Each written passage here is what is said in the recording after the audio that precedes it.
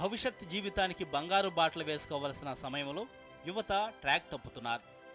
ఉన్నతమైన పదవులు చేపట్టేందుకు ఫౌండేషన్ కాలేజీ నుంచే మొదలవుతుంది.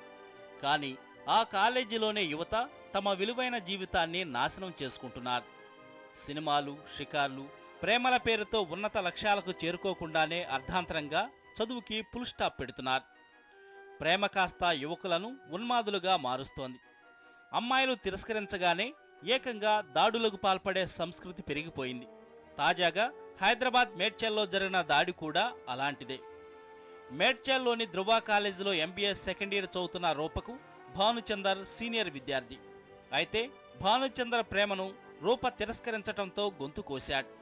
అతడి చేతిలో తీవ్రంగా గాయపడ్డ రూప ప్రస్తుతం హాస్పిటల్లో కోలుకుంటోంది. అయితే గంటకు ఈ వివాదంలో కొత్త కోణం వెలుగు చూస్తోంది.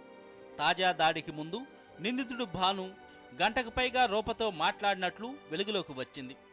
ప్రతి సండే భాను రూప కలిసేవారని, అప్పుడప్పుడు బయటకు కూడా వెళ్లేవారని తెలుస్తోంది. రూప అతడి ప్రేమను తిరస్కరించడం వల్లే దాడి చేశాడని పోలీసులు చెప్తున్నారు. ఈ అమ్మాయి అక్కడ ఈ జూన్లో ప్రాజెక్ట్ వర్క్ గురించి పోతే ఇతను పోయి నన్ను పెళ్లి చేసుకోవాలనే ఉద్దేశంతో అతను ఫోర్స్ చేసినాడు. ఆ అమ్మాయిని ఫోర్స్ చేసి ఆ అమ్మాయి లేదు అట్లేం లేదు, నేను ఐ డోంట్ వాంట్ అని అక్కడ రిలక్టెంట్గా మాట్లాడింది. నన్ను లవ్ చేయమంటే కూడా చేయడం లేదనే ఉద్దేశంతో అండర్ సెక్షన్ 307గా ఇతని మీద పెట్టినాను. మిగతా ఇద్దరి మీద ఇంజురీస్ అయినందుకు 324 సెక్షన్ కింద అది పెట్టినానండి.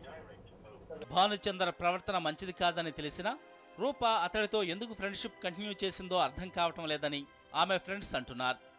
మరోవైపు నిందితుడు భానుచందర్ ఆమె తనను మోసం చేసిందంటున్నాడు. ప్రేమ పేరుతో 2 సంవత్సరాలు వాడుకొని వదిలేసిందని, అందుకే దాడి చేశానంటున్నారు. తాము ప్రేమించుకున్నామంటూ నిందితుడు చూపిన ఫోటోలపై ఆమె బంధువులు ఆగ్రహంగా ఉన్నారు. అవి ఒరిజినల్వి కాదంటున్నారు.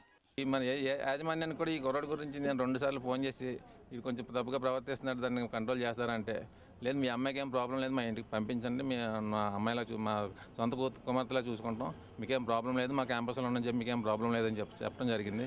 అలాగే 2 సార్లు కూడా మేనేజ్మెంట్ చెప్పడం జరిగింది. మాకు ఏ రోజు వాళ్ళు ఫోన్ చేసి అలాగని ఏ రోజు చెప్పలేదండి మాకు.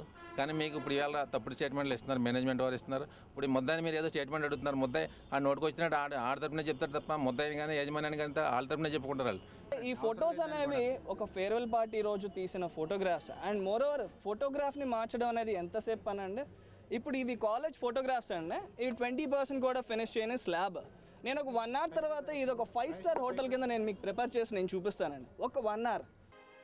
ఒకప్పుడు ఎదుటివారి సుఖాన్ని కోరుకున్న ప్రేమ నేడెందుకు స్వార్థపూరితమవుతోంది? ప్రేమ హృదయాలు కలుషితమవుతున్నాయి.